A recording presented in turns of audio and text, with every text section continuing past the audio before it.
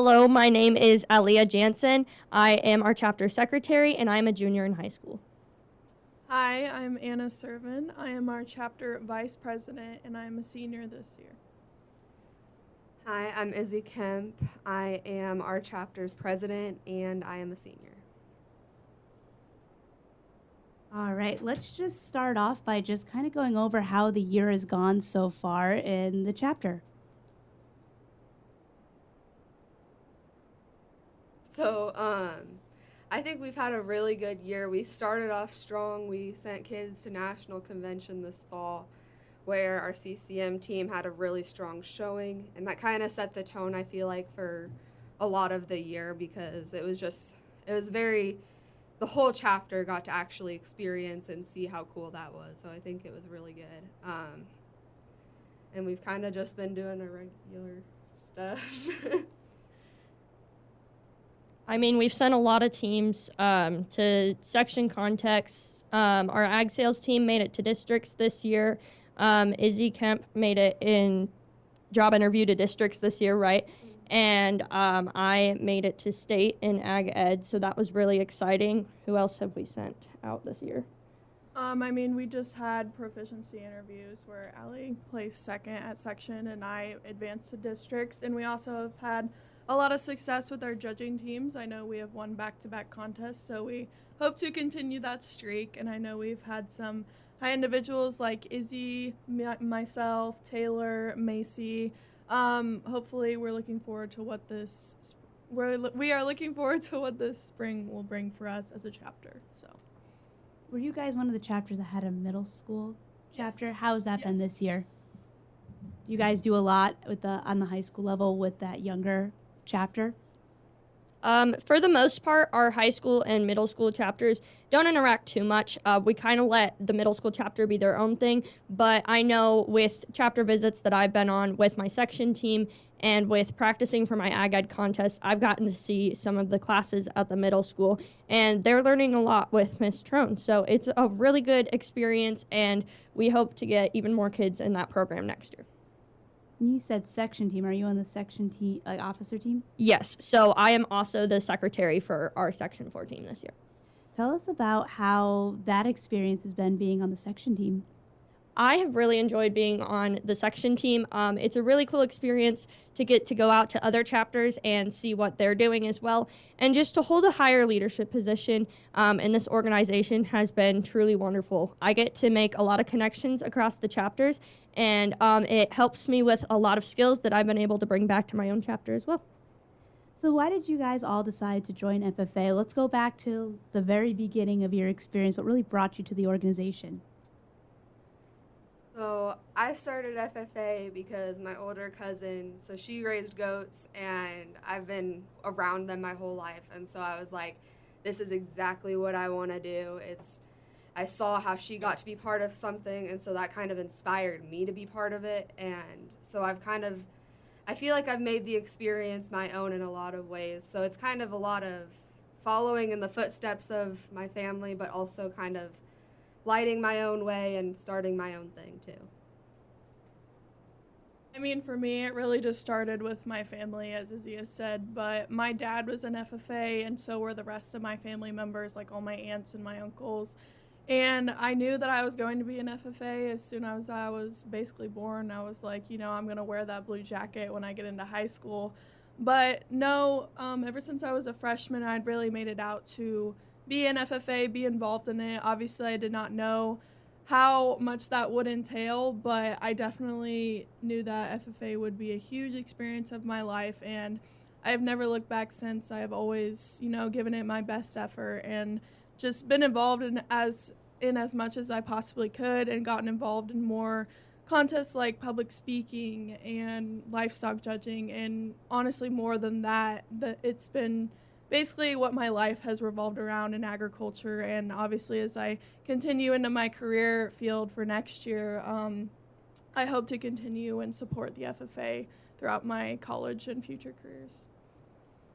Just like Anna and Izzy, I also joined FFA because of my family. My parents actually met through FFA, so that's a really cool part of my family history. So like them, just once I was born, I knew I belonged in this organization. I've always looked up to the days where I would be able to wear my own blue jacket. So when that day finally came, I was super excited. But I didn't know exactly what I would be involved in. I just knew that I was going to be a part of something bigger than myself. So then I started as a freshman and was just trying to figure out where my place was in FFA. And then my freshman year, I competed in the conduct of chapter meetings and the parliamentary procedure contest, and I did very well, and I started to figure out that that was my place in the FFA world. And since then, I have competed at a lot more contests and found leadership positions that allow me to serve the organization that has given me so much. So for Anna and Izzy, the two seniors of this group, how has FFA impacted your future plans, decisions after high school? So I feel like it's definitely had a strong impact on me. I plan on being a rural farm vet. I'm going to go to college and try to focus on the agricultural aspect of it, because through FFA I've done speeches on the shortage of our large animal vets, and I've got that firsthand view on what this industry needs, and it's really inspired me to become part of the solution to some of those issues. Well, I plan to go to college this fall to major in agribusiness, and that choice was something that kind of troubled me for a little while. I didn't know what I wanted to do, but I'm very thankful that the community and people of agriculture kind of gave me advice and told me that they saw me in this field, and they kind of just directed me towards what I needed to do and what I wanted to do, and so now I feel very confident with my decision to major in agribusiness. But FFA and agriculture, they have always been huge parts of my life, and I knew that I was going to be in the field of agriculture, working for a company or with people in the rural communities. So I think that FFA has very much contributed to how I viewed our world of agriculture and how I wanted to advocate for it in the future. And Aliyah, since you're the junior in the group, you still have one more year in FFA. What do you hope to make out of that last year in the organization before you graduate high school? So my goals within my last year of FFA are just to make as big of a difference as I possibly can. Watching Anna and Izzy and the other seniors as I've grown up, I've gotten to see how big of a difference they've gotten to make in this organization, and I just wish to one day do the same. Do you have any ideas on what you hope to do after you graduate high school? As of right now, after I graduate high school, I plan on pursuing music education. But, that could change between now and then. So I'm not really for sure on that, but I've had my heart set on that for a while. Perfect. And next week, we're talking before FFA Week, National FFA Week. Every school celebrates in a different ways. So why don't we talk about how Abingdon Avon plans to celebrate FFA Week? So we really want to center it around involvement and service. So we're going to start off the week strong on Sunday, and we're going to have our chapter put together kind of a service project. We plan on making some packages for Safe Harbor Women's Shelter in Galesburg.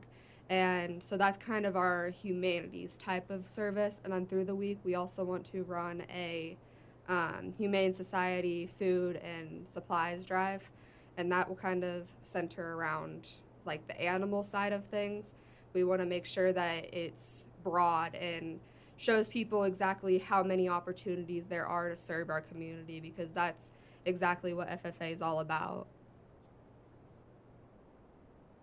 And I know the rest of the week we have some fun dress-up days for the kids at our school, and we also have our highlight of the week. Our drive a tractor to school is going to be on Tuesday, I believe.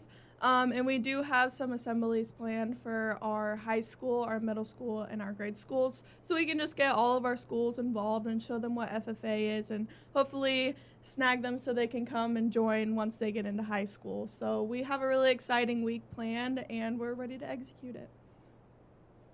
Yeah, and also with those dress-up days and activities and everything, high school students, if you're listening, we do have prizes available at the end of the week, so you might want to get really dedicated to those. We're looking for outstanding dedication to these. Also, I know my friend Corey and we are going to be going to the elementary school in our school district to talk about FFA. That's just with our Ag in the Classroom program, we just want to outreach with FFA even more. So everybody make sure you're committed to everything FFA Week has to offer, because we've got a really exciting week planned for you guys. Anything on the section side? My section team currently has not discussed many FFA Week plans, but I'm sure we will be posting a lot on our socials and making sure that every chapter gets spotlighted on the exciting things that they are doing throughout the week.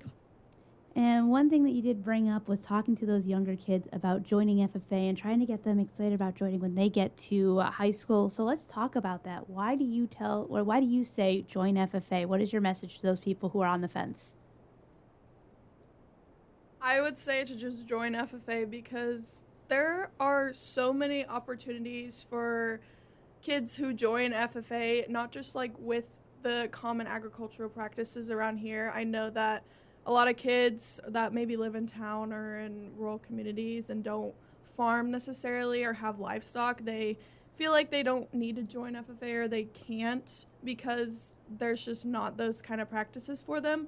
But there's so much more in FFA that can offer, like public speaking, so many judging contests, and parliamentary procedure, and just there's so much that FFA can offer you, and it leads so many people to become young leaders and give them a career choice in the future that they don't even know is out there. So if you just step into FFA, there is a lot of surprises that you can find within yourself. Yeah, I definitely add to that. Like, I was not raised on a farm. I am a town kid, and it's because of people in FFA and people in the agriculture industry that have pushed me and never shown me that boundary that just because I'm in town doesn't mean that I can't be involved with livestock and farming and agriculture. So I'd say that the message we really want to convey for FFA Week and throughout the whole year in general is that we don't want kids to see those boundaries and think that they don't have access to agriculture, because everybody can have an opportunity to do exactly what they want to do, and we're here to help support those opportunities. Building off of that, I'd just like to say that everybody has their own home in FFA. Everybody can find their own place in FFA. With such a wide variety of opportunities that we are given throughout this organization, there is something for everybody. For example, this past summer, I got to go play in the state band for FFA, and that was super exciting because that's not even related to agriculture. That's just me playing an instrument with a bunch of my friends. So that's just proof that there are so many opportunities through FFA that everybody can find their place in this organization.